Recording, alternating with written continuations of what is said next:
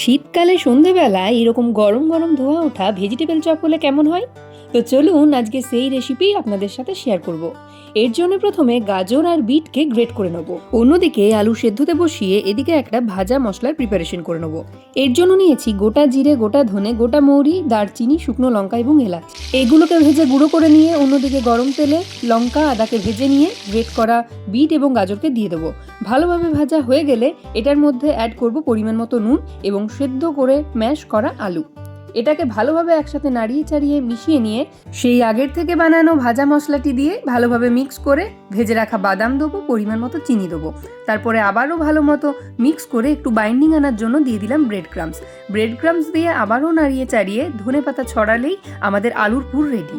এবারে আমরা ভেজিটেবল চপগুলোকে গড়ে নেবো। এর জন্য আমি যেরকমভাবে দেখিয়েছি, প্রথমে কর্নফ্লাওয়ারে, তারপরে ব্রেড ক্রামসে, তারপর আবারও কর্নফ্লাওয়ারে এবং ব্রেড ক্রামসে এইভাবে করে নিলেই আমাদের ভেজিটেবল চপগুলো রেডি করা হয়ে যাবে। আমি সব চপগুলো একে একে গড়ে নিয়েছি, হয়তো সময় সাপেক্ষ, কিন্তু খেতে কিন্তু লাগবে খুবই সুন্দর। এরপরে এগুলো গরম তেলে একে একে ভেজে নেবো।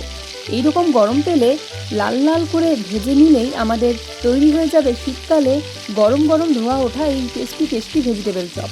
খেতে কিন্তু অসাধারণ সুন্দর হয়। আমি এটাকে দোকানের মতো করে শালপাতার ঠোঙাতে টমেটো কেচাপ এবং কাসুন্দি দিয়ে পরিবেশন করে নিয়েছিলাম। এই শীতকালে একবার হলেও কিন্তু এই রেসিপিটি বানাবেন এবং রেসিপিটি ভালো লাগলে অবশ্যই ভিডিওটিতে একটি লাইক করে দেবেন এবং কমেন্ট করে দেবেন, এবং পরবর্তী নতুন ভিডিও পাওয়ার জন্য সাবস্ক্রাইব করতে কিন্তু ভুলবেন না। পরবর্তী ভিডিও আসছে খুব শীঘ্রই। সকলে ভালো থাকবেন, সুস্থ থাকবেন। নমস্কার।